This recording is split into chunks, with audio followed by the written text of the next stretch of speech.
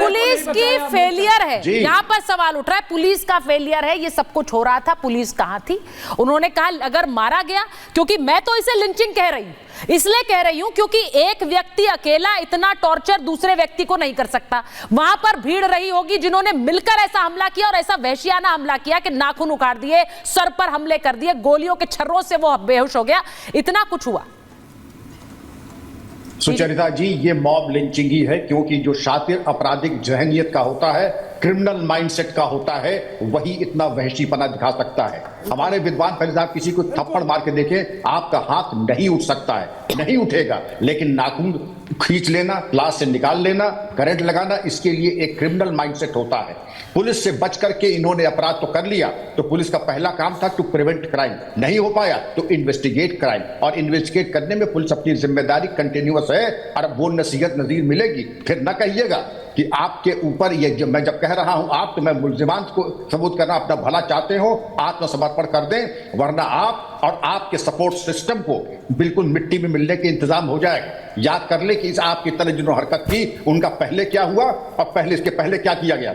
अपनी खैरियत चाहते हैं, जाके थाने में या न्यायालय में आत्मसमर्पण कर दें, क्योंकि पुलिस के ऊपर आप चैलेंज कर रहे हैं ना, तो पुलिस को चैलेंज करना ये छोड़ दीजिए। पुलिस तो आपकी खिदमत के लिए है, लेकिन खिदमत वो लीजिए। नहीं, मैंने अभी बात बोली, देखिए मुमताज जी, मैं एक चीज, नहीं एक मिनट रुकिए, देखिए मैंने अभी जब हाजी साहब, सुनिए, एक एक करके बात करेंगे, अब मैं बोल रही हूँ, आप सुनिए जरा। हाजी साहब को भी मैंने अभी यही बात बोली, जब वो लिस्ट दिखा रहे थे, मैंने कहा ये आरोपियों की लिस्ट है जिन्होंने हत्या की है।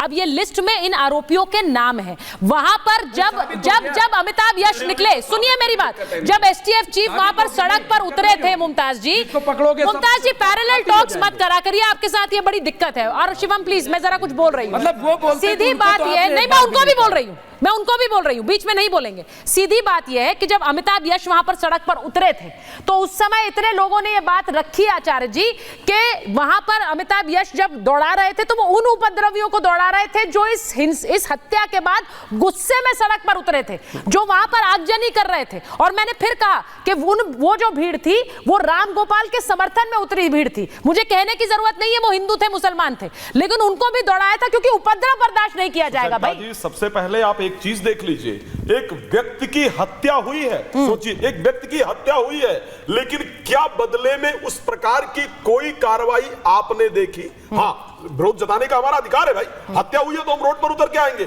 लेकिन क्या आपने देखा कि किसी को पकड़ करके इस प्रकार से किसी के साथ बर्बरता की गई हो? नहीं किया गया ना। यही वास्तविकता में फर्क है, यही वास्तविकता में हमारे अंदर और आपके अंदर फर्क है। एक बात और कहना चाहूंगा, शांत रहिए। जब बीच में जब आप चाहता तो खींच के मारता, एक बात और चाहता तो प्रवेश जी रुकिए, गलत को गलत कहने की आदत जब तक इस देश की राजनीतिक पार्टियां नहीं डालेंगी, और जब तक इस टीवी चैनल पर बैठे हुए प्रवक्ता नहीं डालेंगे, तब तक ऐसी घटनाएं होती रहेंगी। इसको ध्यान रखिए। सुन लीजिए, अगर अखलाक का मर्डर होता है, एक मिनट रुकिए, पहले सुन लीजिए। मैंने सुना ना, किया जाएगा। मैं रंगरेज जी के पास जा रही हूं। सुचरिता जी एक बात ध्यान रखिए, अखलाक का मर्डर होता है या अखलाक के साथ कुछ होता है, तो पूरी राजनीतिक पार्टियां उसके घर जाती हैं। आज जब यहाँ इसका मर्डर होता है, हिंदू का मर्डर, कितनी पार्टियां? बताइए भाई रंगरेज जी, ये सवाल बताइए, इसका जवाब दीजिए। जो खामोशी है, जब तक ये संरक्षण इस हत्या पर खामोशी क्यों है? बताइए। देखिए, हमारा पूरा डेलीगेशन जाने के लिए वहां पर तैयार था, मगर शासन प्रशासन ने बोला कि अभी नहीं जाना, हम मिश्रा जी के परिवार से भी मिलकर आते हैं। अच्छा, दूसरा, मैं एक बात सुन तो लीजिए सर, पूरी बात पूरी होने दीजिए।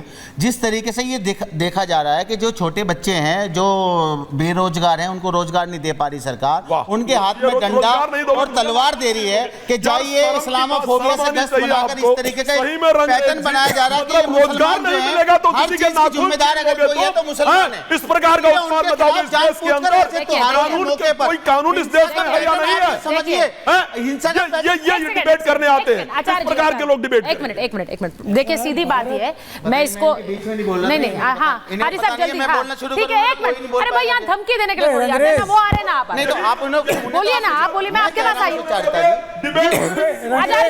जिस तरीके से ये दंगा हुआ, ये पैटर्न हमको समझने की और दर्शकों को समझने की बात है कि किस तरीके से यात्रा निकाली जाती है।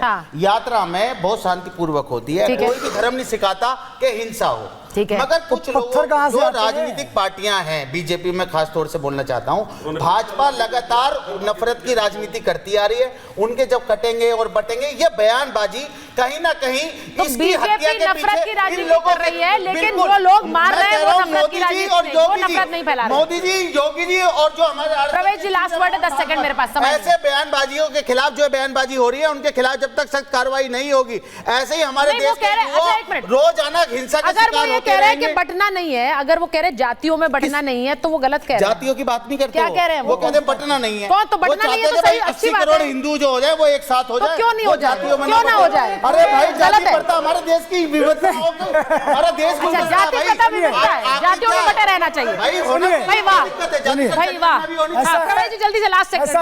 ऐसा है रंगरेज भाई, हाँ। ये भारत का हिंदू ही है हाँ। जिसने कभी इस देश के अंदर रहने वाले मुसलमानों को अपने से अलग नहीं माना। पाकिस्तान में हमारे देश के मुसलमान गए, वहां काफिर हो गए, वहां मुहाजिर हो गए, और दुनिया का मुसलमान भारत के मुसलमानों को अपना मानता है क्या? लेकिन आप तो हमास पे भी दुख व्यक्त करते हैं, आप तो कहीं दुनिया में कुछ हो जाए उस पर भी दुख व्यक्त करते हैं। मेरे पास समय नहीं है, ये मेरे सारे पास समय काम नहीं करना है। छोड़ मैं बस ये कहना चाह रही हूँ, सुनिए, नहीं, मेरे पास समय नहीं है, मेरे पास समय नहीं है। मैं बस ये कहना चाह रही हूँ कि इस मामले में कार्रवाई हो रही है, इस मामले में पुलिस अपना काम कर रही है। इसमें एक एजेंडा देखकर और इसमें नफरत फैलाने से लेकर ज्यादा जरूरी है कि हम समझे कि दोनों धड़े हमारे ही हैं। वो समझ लेंगे तो दिक्कत नहीं होगी। बस ये आपको याद दिलाना चाहती हूँ कि 18 तारीख को राष्ट्र सर्वोपरि सम्मेलन रिपब्लिक भारत पर सुबह 9 बजे से लगा था।